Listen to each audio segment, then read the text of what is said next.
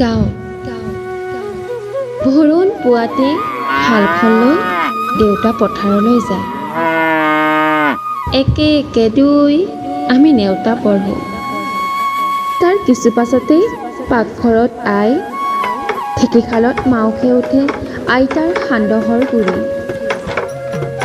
নামঘৰত বৰমাৰ হাত চাপৰি। বাটেদি চাইকেল চলাই যায় কছাৰী গাঁৱৰ নিভাঁজ আদৰেৰে বন্ধা সভ্যতা কঢ়িওৱা ভদ্ৰ মানুহৰ শাৰী। এইখনিয়েই মোৰ গাঁও। নত শিৰে যাক প্ৰণাম জনাওঁ, মোৰ ব্যস্ত সময়কো মষিমূৰ কৰি।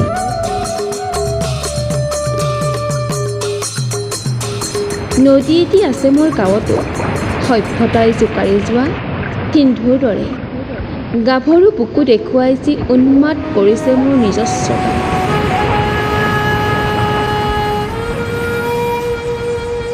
তথাপি নদীখনি বৈয়েই আছে, দুপাৰে দুখন হৃদয়ৰ আবেদনৰ এখিলা কাগজ হৈ, নৈ শব্দত গুণ গুণ শব্দ হৈ, দিগন্ত ব্যাপী নীলাৰ সমাদৰ।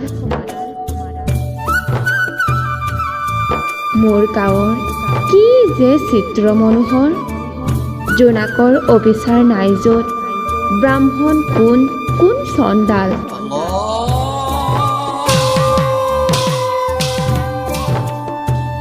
অমানুষৰ জনম নহয় য'ত, প্ৰতিখনি হৃদয় উদাৰতাৰ ভঁৰাল।